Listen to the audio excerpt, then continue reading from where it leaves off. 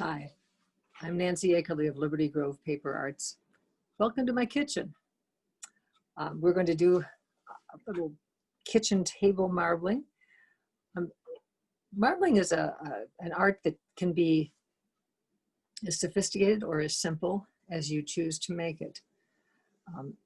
Marbling started, as far as we know, it started back in China and Japan.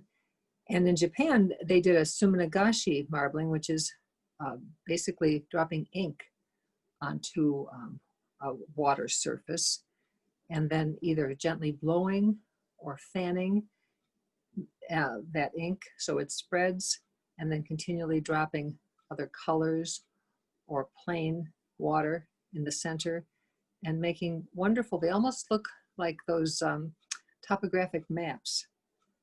And they can be just exquisite.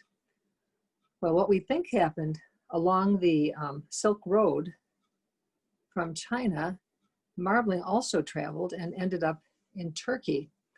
And then from Turkey spread throughout most of Europe. So there are designs from all different countries. There's the French curl and the Italian vein and the Spanish wave, and a lot of Dutch and German designs as well. We're just going to do a few of those designs today.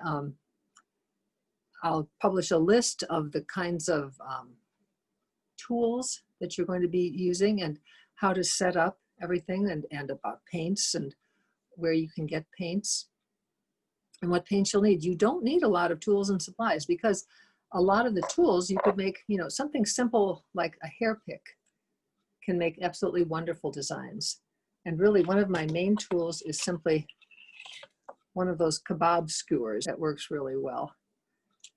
You can lay down your paint with eyedroppers instead of using the kinds of brushes that I use. These are the brushes that I use.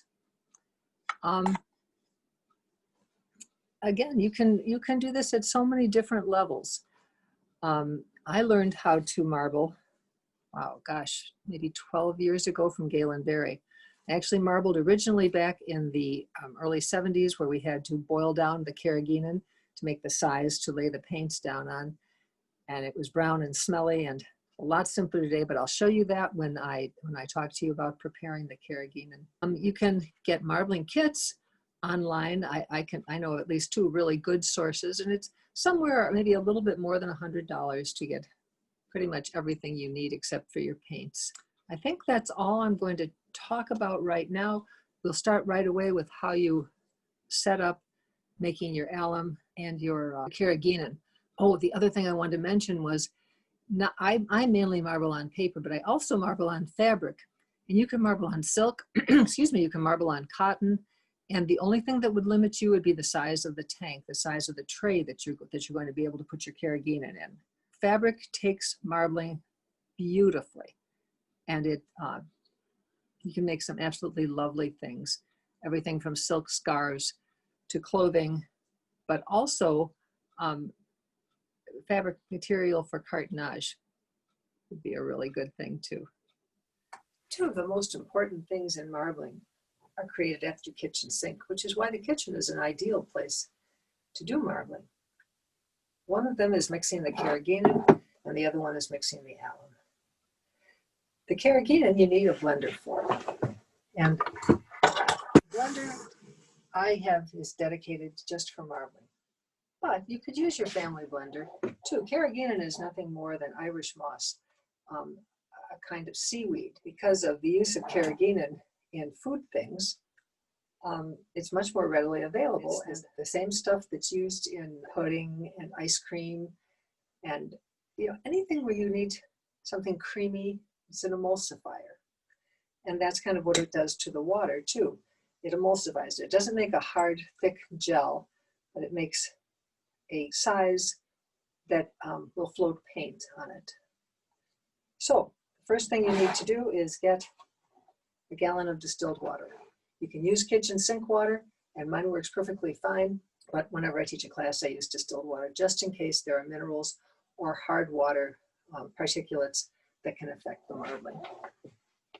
So first thing I do is 2 tablespoons of carrageenan,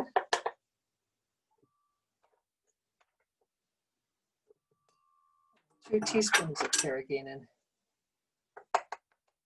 in my blender.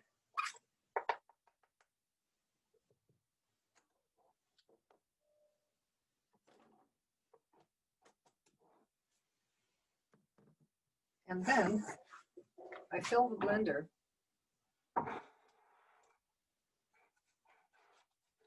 about top of the fill level in the blender.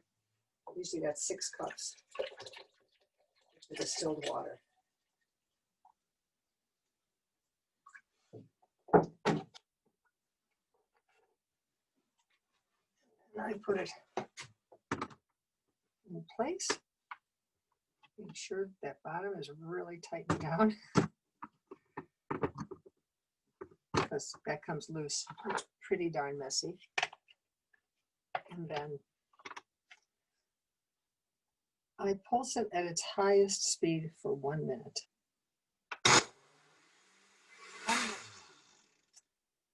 And at the end of a minute, I take a whole blender container, I put the distilled water bottle in the sink, and I pour the mixture in the blender into the gallon bottle. Get every bit out that you possibly can. And after you've got it poured into the bottle, wipe away any spills, because boy, this stuff is so slippery. If you get it on the floor, wipe it up really carefully, because you can slip so easily.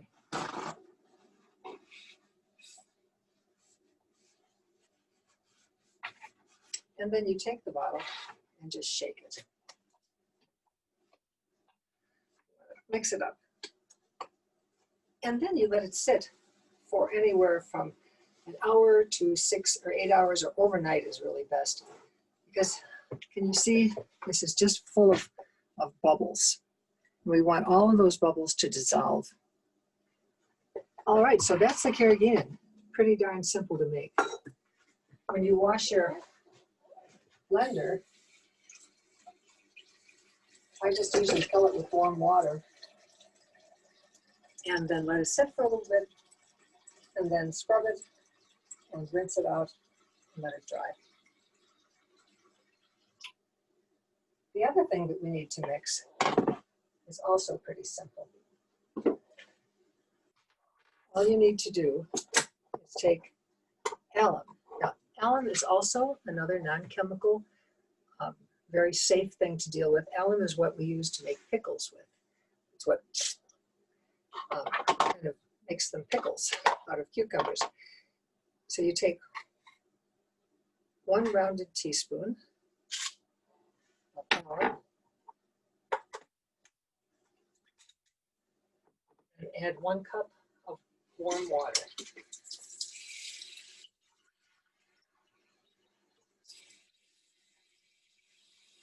And this will alum a lot of papers. And then you'll want to stir it for a minute or 2 until it totally dissolves. And I'll show you what we do with the alum. Alum is what holds the paint to the paper. When we're done marbling, you're going to rinse the paper off, and the alum, wherever you have allumed the back sheet, the paint will stay beautiful. If you've missed spots, it'll be very apparent that you've missed spots because the paint will not stick, it will wash right off. So this is called, alum acts as a mordant.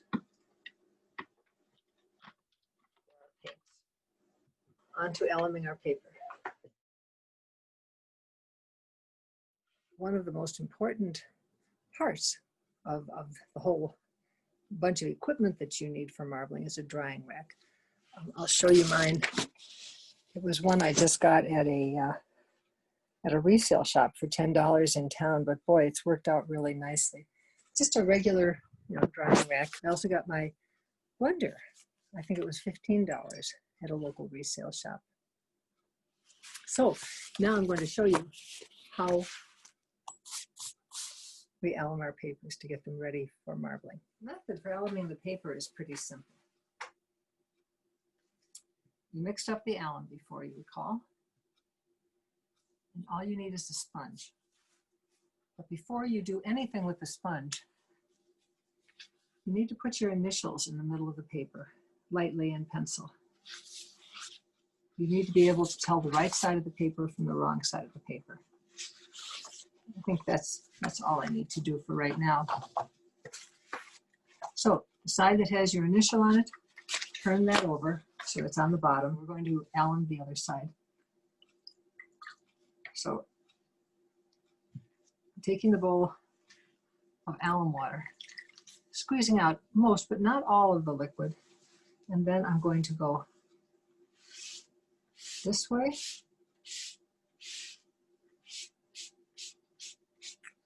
and then I'm going to go like this.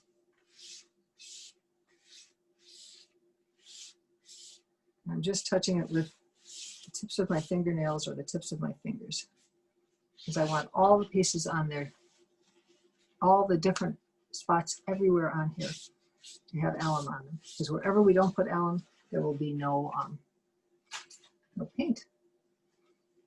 So you just keep doing that until you've alumed all of your papers.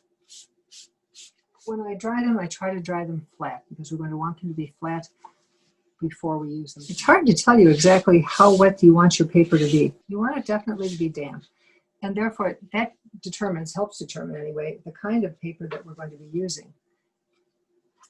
Because if you have a paper that's going to get all transparent and weak once you add water, then that's not what you want to use. Any kind of printmaking paper is really good. I use a paper called Texaprint, and that's really just wonderful because I use a lot of my papers for making boxes and binding books, and Texaprint remains soft and supple enough even after marbling that I can do that easily. And yet it's strong enough. The other thing that this Texaprint does not do, the pages do not curl. If you get a kind of paper that is too stiff and curls, that also is a problem. It's a problem laying it down on the sides, and it's a problem when you go to work with it. One more thing you need to know about these alum sheets. The alum will only last maybe a day or two before it dissipates, and then you'll need to re-alum your sheets. If you want to save your alum papers for a week or even longer, then after you've alumed them, put them in a plastic bag that seals, and you'll be able to use those for a long time yet. The alum is relatively inexpensive, so you don't need to worry about saving the water, especially. Alum water will last for a day, and then you'll need to throw it out anyway. But alum is it's like $5 for quite a good sized bag, so it's not a problem. Do not use pickling alum from your grocery store, however. You don't want food quality alum. We want alum for marbling. So I'm just going to do a couple more sheets, and then we'll get to how you're going to set up your workstation. When I set up my table for marbling, I put my marbling tray right in front of me.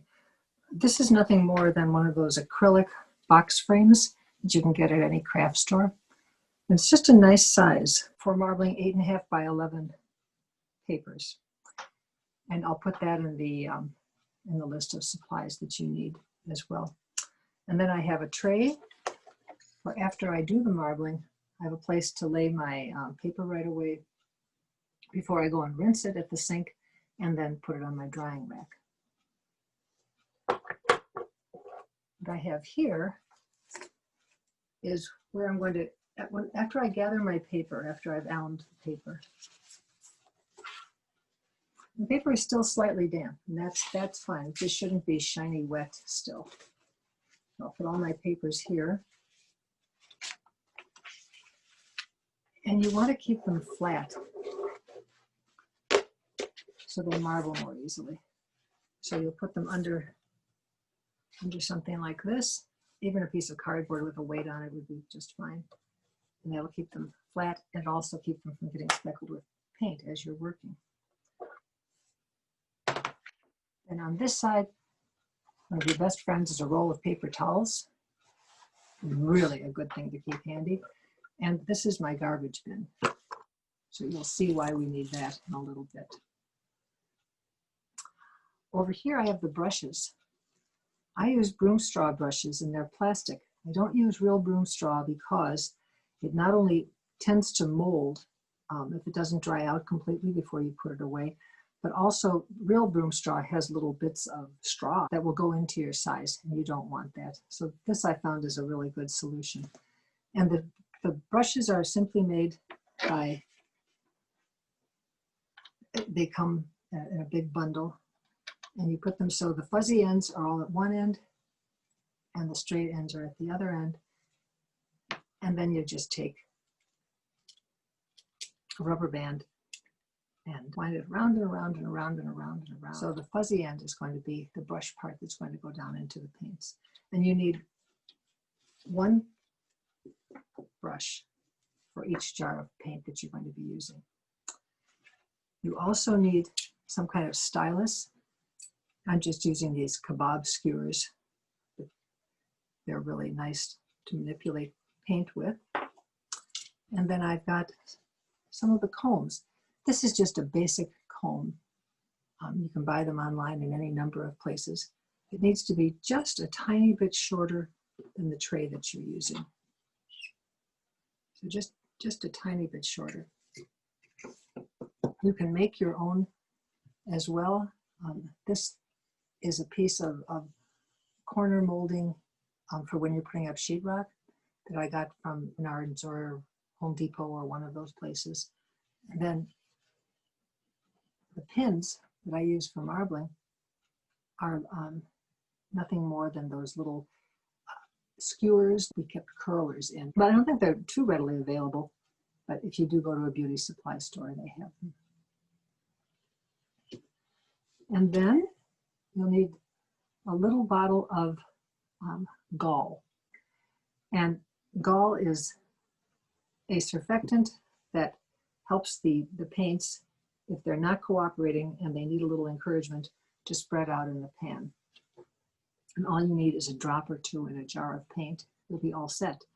And if that doesn't do it, then you add a drop or two more. But you never add gall to a full jar of paint. Gall used to be, in the olden days of marbling, used to be real ox gall from the gallbladder of the ox. But now it's a chemical a lot like photo flow. And as I said, you know, soap also in a pinch can serve as the surfactant helping the paint to spread. I use Gall and Berry's paints, or I mix my own paints from Utrecht paints. And I keep my paints handy when I'm marbling in little muffin tins, $1 each from the dollar store. The other thing you're going to need are pieces of newspaper cut up just about the same width, maybe a little wider than your tray, and about between 2 and 3 inches high.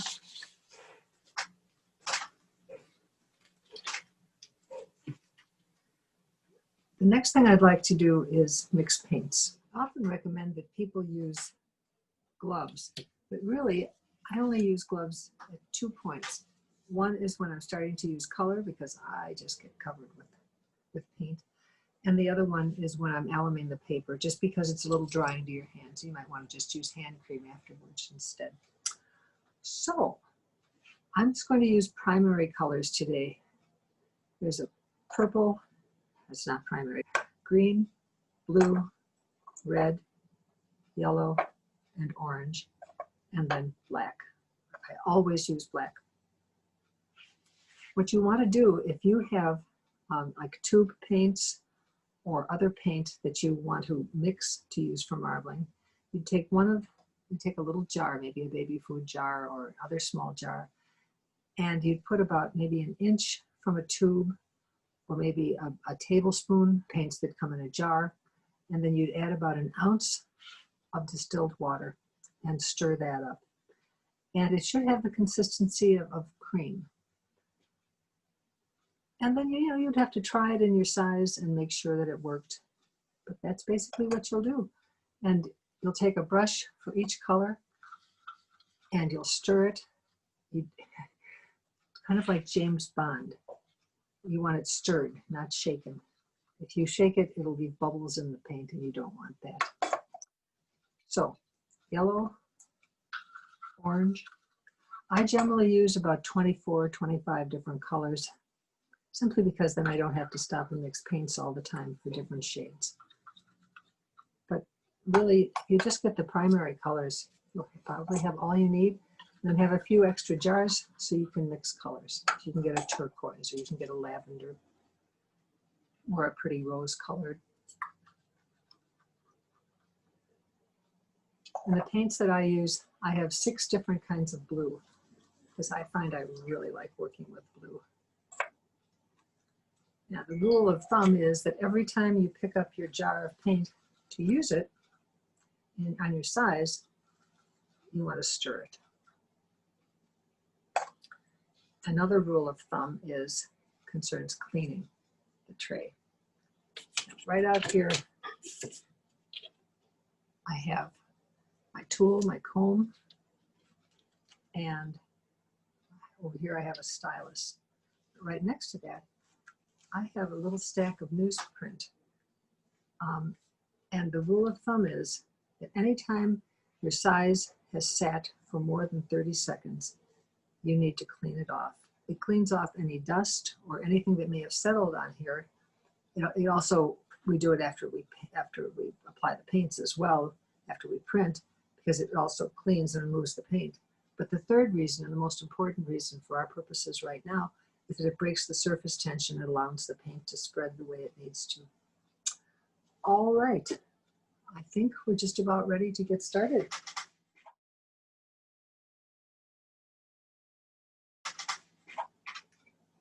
Here's our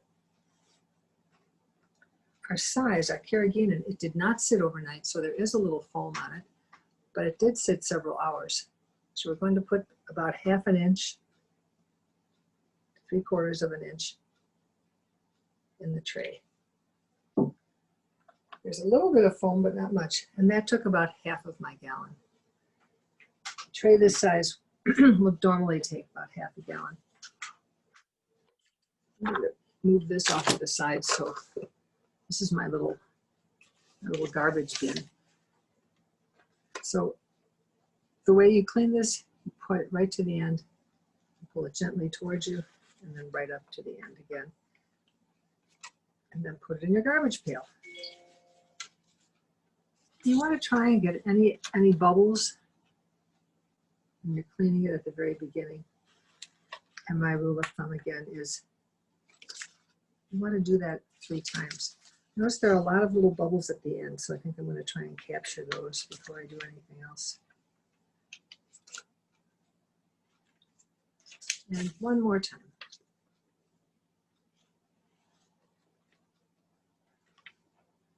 Okay, I'm going to move my bucket back a little so you have a clearer view of the size. So then we're ready to really get started. When I apply colors, usually I apply black first. And the reason for that is that the colors don't blend with each other when you put them on the tray. So if I put red and yellow, they won't blend. Instead, whichever one I put down first will kind of spread and make room for the new color. Well, if you put black down first, then it spreads and it kind of defines and outlines the other colors, which is really a wonderful thing. It makes for very bold colors. If you want a pastel sheet, then I wouldn't use black first. And I also would never add black, well, not never.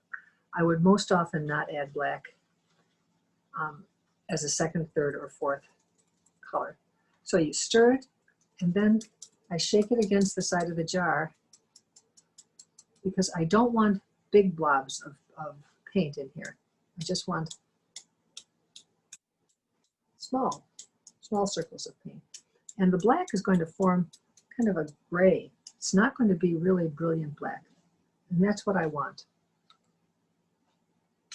And let's put a nice green down. This is a viridian green I really like.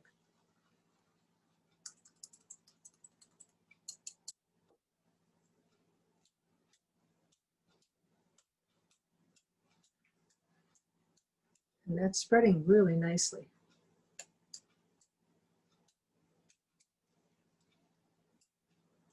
I don't need to add any of my gall to that right now because it's spreading so well. All right, how about a little blue?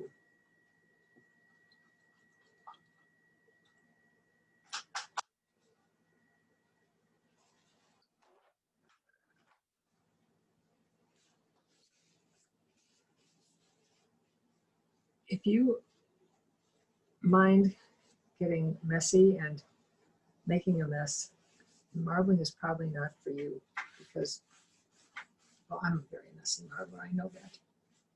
But that's half the fun. It's just making a mess and it cleans up easily. It's only paint.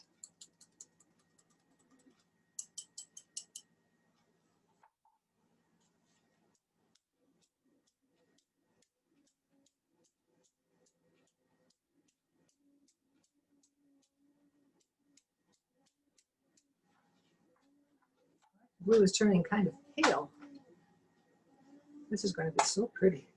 I like the way these colors are blending. I'm going to just add a little purple.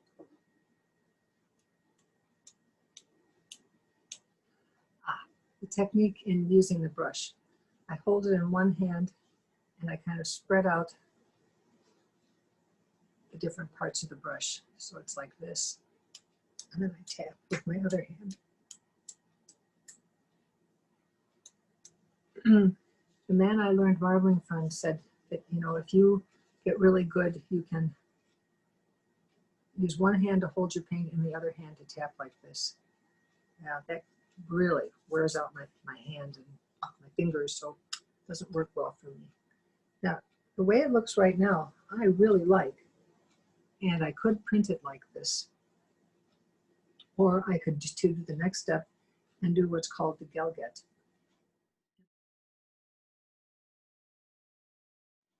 And the gall is Turkish for to and fro. And you just go like this, go down about a half an inch, hold your stylus at a 45-degree angle,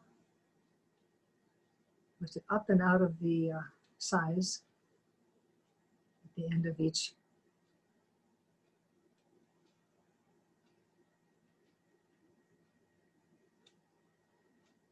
roll. And our goal is to make all of these little spots of paint into a streak.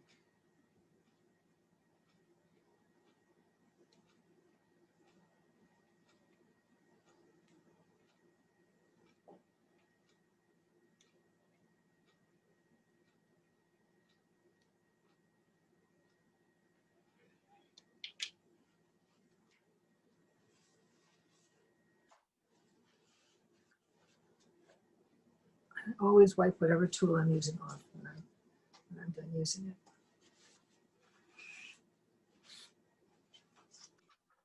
We very rarely print a gall. See, I've got a little dust or hair in here. So, all right, what often happens next is we get to use our other tool, our comb, and place it directly down into the size. You can place it on the bottom, or you can hold it up a little bit with your fingers on the side here, and very slowly bring it towards you.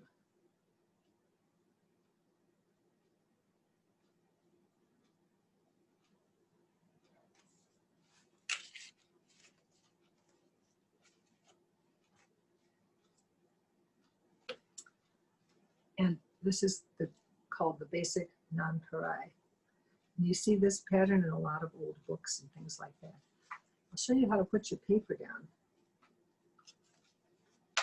Our paper is held flat underneath this board at the side. And be sure that your initials are up on the top side because the alum is on the bottom side. You hold it like this and very gently place that middle section that's on the bottom down there and just lay the paper down like that. You know, at this point, you can move this around because the paper already has the paint on it. And you can lift it up like that and put it on our tray.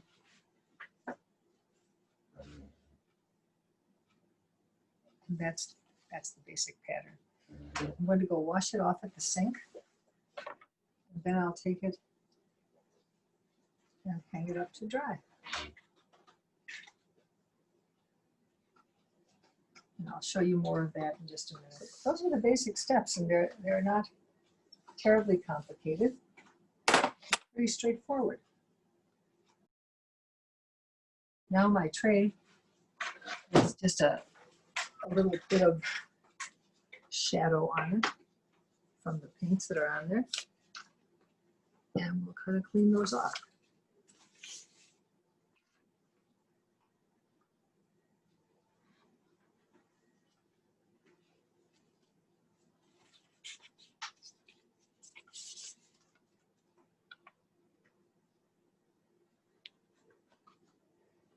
There are different techniques that people use for cleaning the tray.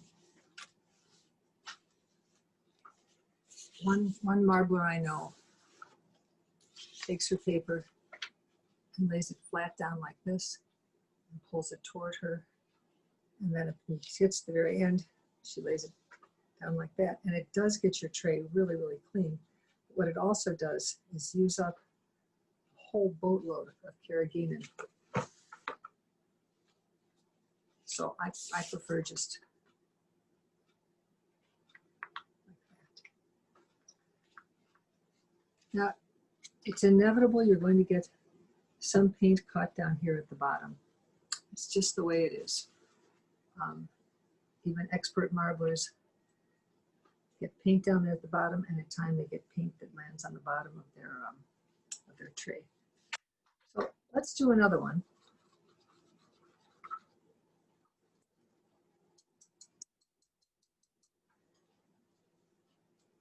We'll just lay down some color, starting with black.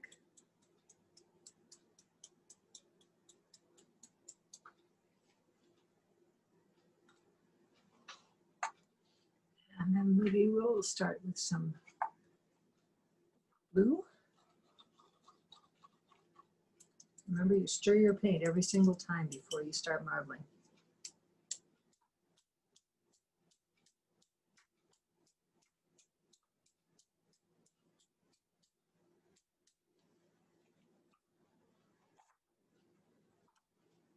And we'll use a little purple.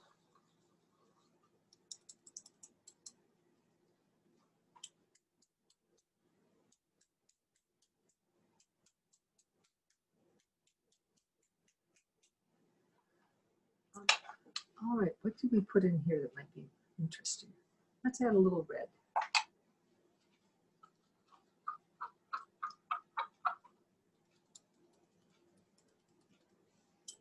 I find myself saving pictures where I like the combinations of colors, so I can use those same combinations of colors when I marble. Ooh, that's kind of nice.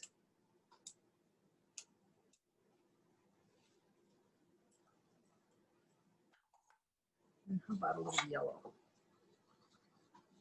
Yellow often has a mind of its own and tends to take over things. So I'm usually a little careful when I use yellow. If I take over things, I mean it spreads really easily.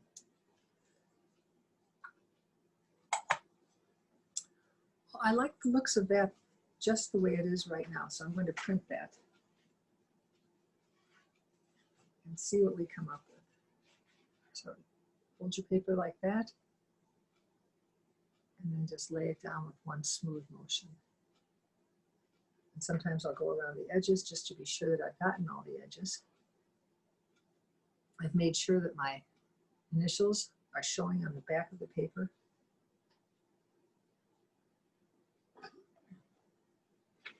And this is a variation of a very classic pattern called stone marbled.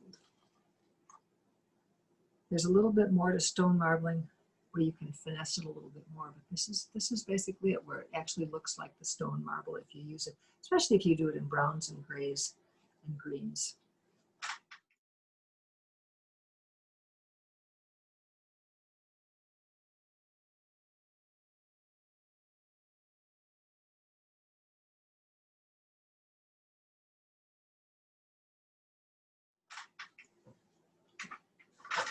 Hold that a little closer so you can see all the variations in colors and all the texture that's there. I'll show you how I rinse things. I usually use cool water. I tend not to use the sprayer on the sink because this is just too harsh. I'm afraid it's going to wash color off. It may not, but I don't want to take that chance.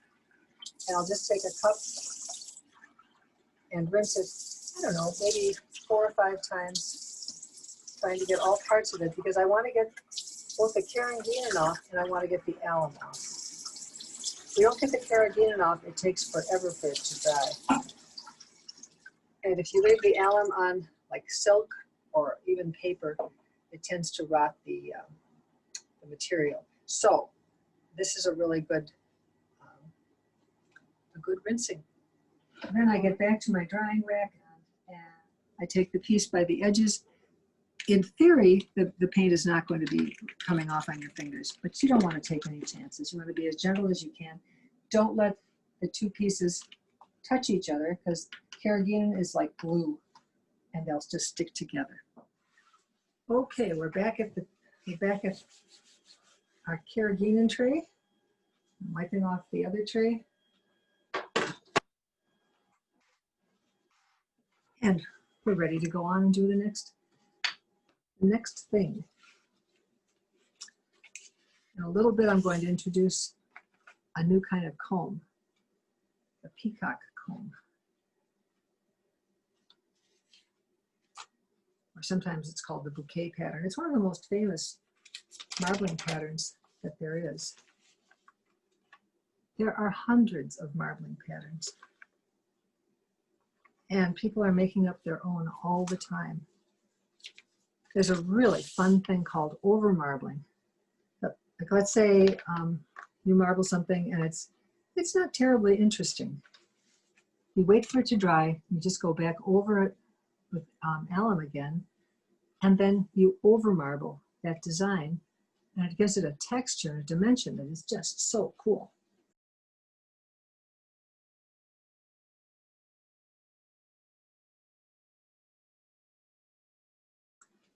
So let's do something a little different. All right, we're going to put on black. That's not different. I'm going to move this out of the way.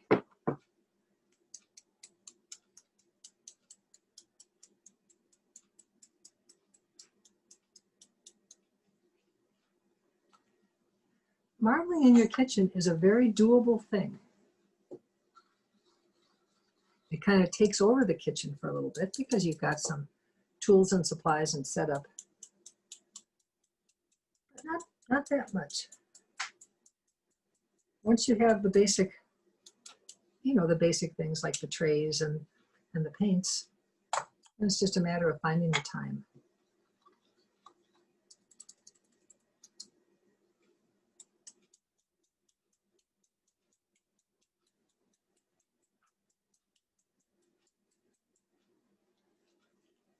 People sometimes ask, how many different colors do you put on? And of course, the answer to that is just enough. You're pretty much the boss here. You can decide what you like and what you want.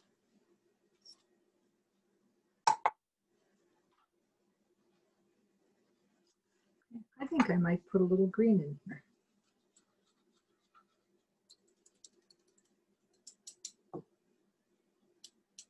And I'm going to mention a little something about the history of marbling. And I'll just show you a little Ebru, or cloud painting, which is Turkish marbling. All right, so first we do the gall. Now, are all kinds of variations on the galget. You could start at the corner and you could make it a diagonal galget instead of this kind.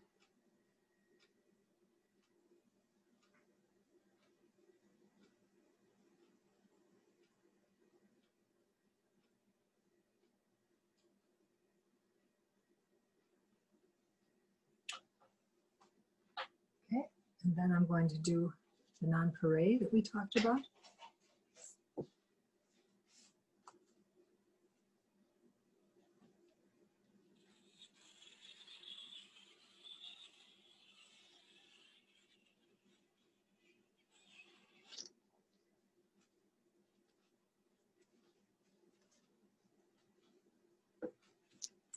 Now I'm going to get a different tool. This tool is called a rake. And it's about, I don't know, every 1.5 inches, there's another 3-inch finishing nail. And you take this and just go. I'm going to just bring it on a little wave pattern.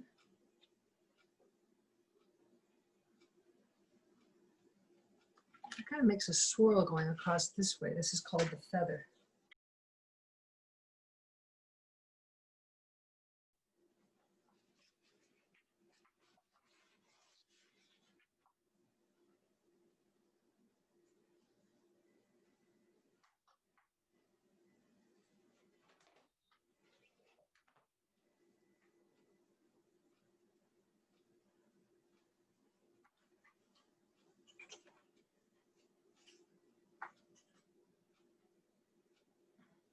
It's quite a pretty pattern. Let's start with black. Okay, so you can see all this paint in the water. For the most part, this paint is below the surface. And anything below the surface is not going to print on your paper. You just need to be sure that you clean the surface really well. And the stuff that's down below is not going to bother anything.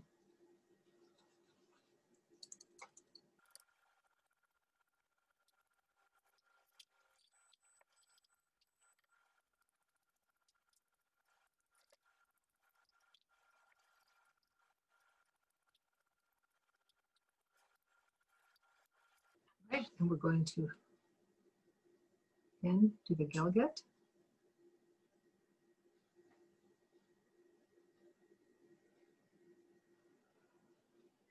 For me, the galget is the most zen part of marbling. It's just very relaxing. Just a chance to breathe and enjoy the color, enjoy the process.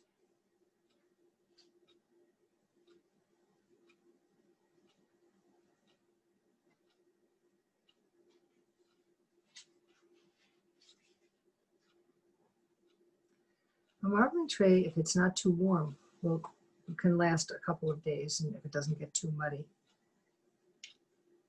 I most often like to start with a fresh tray every morning when I'm marbling. But that's just personal preference. The tray does eventually go bad, probably 2 or 3 days, and you'll know when it goes bad, the smell. Whew. All right, and then I'll do the nonpareil.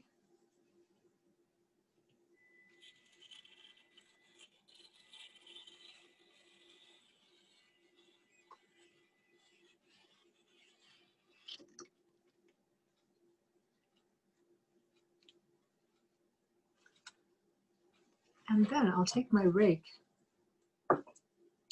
and you can have part of it hanging off over the side. I'm afraid these might get in the way. I'll just move those. And you're going to just go down like this. Very much like the other one we did, except we did it sideways, like this. And the pattern it creates is an interesting one. I'll show you. Sometimes, especially if there are little pieces of dust or dirt, you get little white spots like that.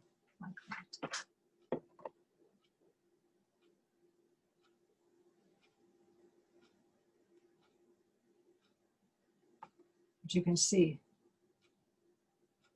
basic design going down.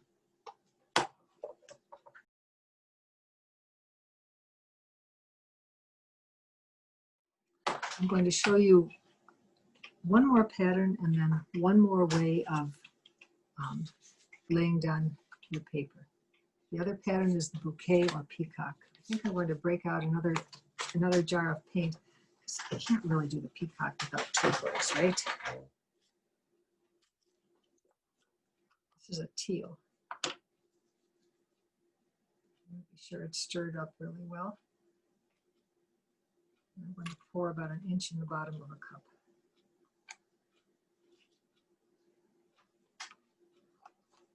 Put the rest aside so it doesn't get contaminated. And this is the turquoise.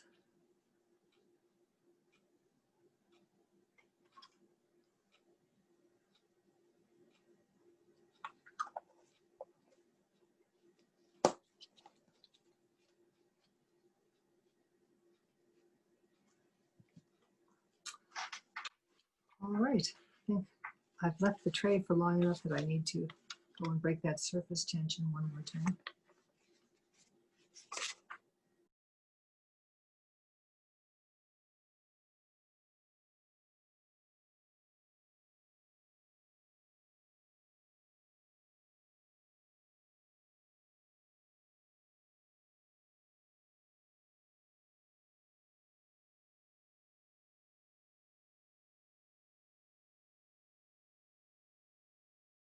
After you've done this for a while, then it becomes personal preference how far apart you want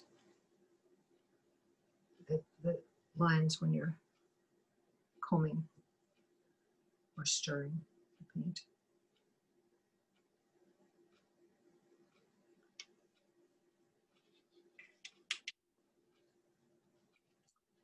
And then we'll use our standard comb.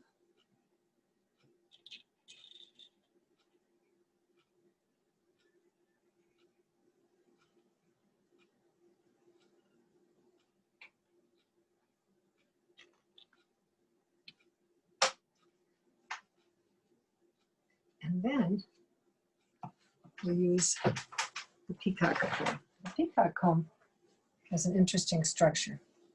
Oh, by the way, I see some bubbles down here at the bottom. You definitely don't want them.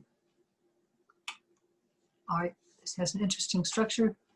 It's a row of 6 3-inch finishing nails and then another row of, but they alternate the placement of them. So when you go to do this, I kind of like to get down low. I start on one side, and basically what happens because of the way the nails are placed, you create a figure 8.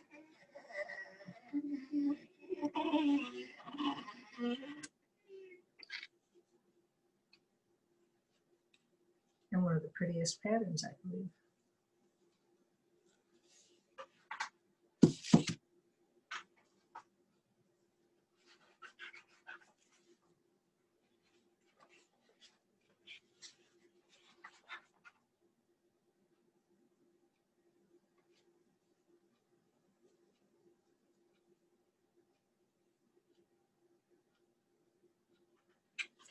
There's more white on here than I would like, but I still think it's quite a nice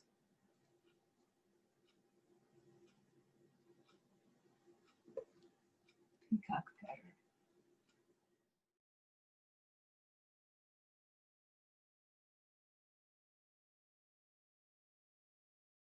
I'm going to show you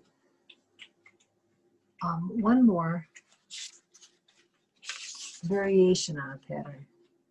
You can take any of the patterns that we've made so far, from the Gelget to the nonpareil, the stone marble, or the peacock, and you can print it in the manner that we're going to do right now.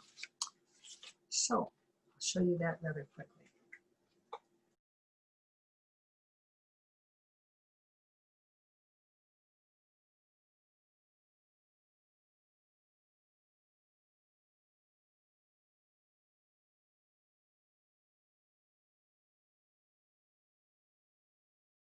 The way we're going to print this is called the Spanish wave.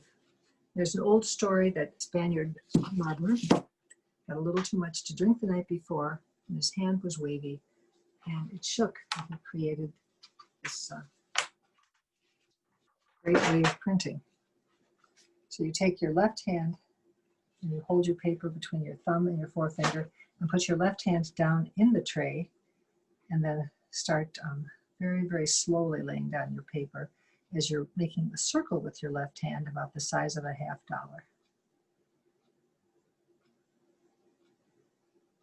And it should take you about as long as it takes to sing Yankee Doodle.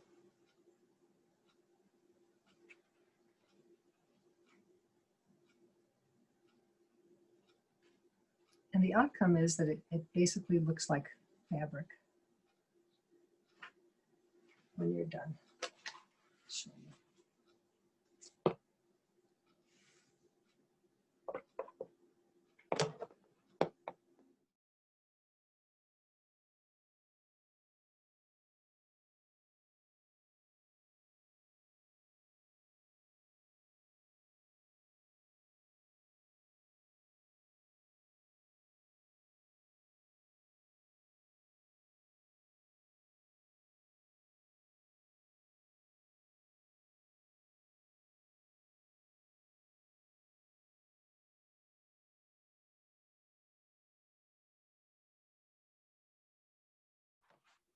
Another kind of marbling that I'd like to just mention really briefly is Ebru. Ebru is Turkish marbling. And what Ebru means in Turkish is cloud painting. Cloud painting, I think, is just a magical term. I'll show you the way that a lot of this is done.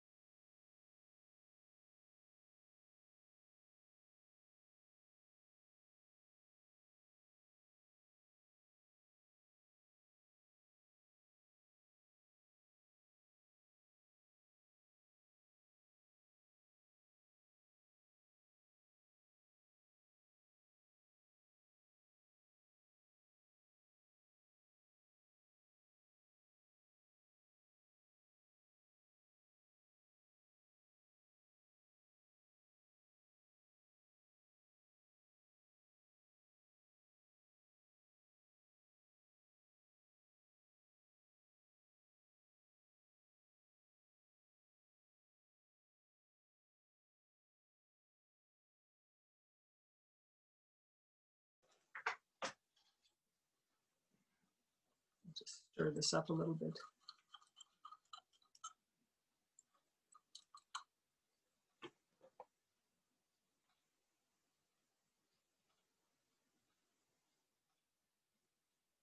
Drop a little blue.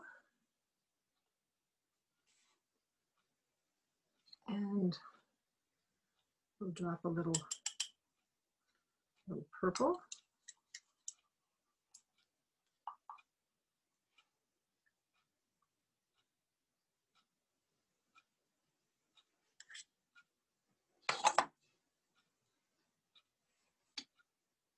And then maybe we'll drop a little turquoise in there too.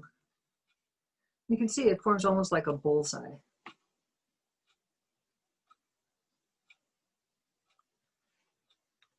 And what it does, it displaces the color around it so they get wider and narrower. I'm also going to just put a little drop of turquoise up here, since it seems to be spreading extremely well. I'll show you what I'll do with that in just a minute. So on this one, I'm going to take the pointed end of the skewer, and I'm going to just pull in and pull in there, and pull in there, and there, there, and there, and there, and there, and you end up with a flower.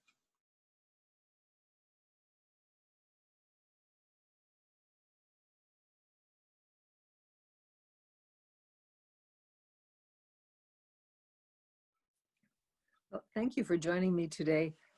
I've really enjoyed sharing a little tiny bit about marbling with you. There's so many more wonderful patterns and wonderful things that we could be doing. I'll just place a few at the end of this video so you can get an idea of the possibilities. They're almost unlimited. Thanks again. I hope you're encouraged to try marbling in your kitchen as well.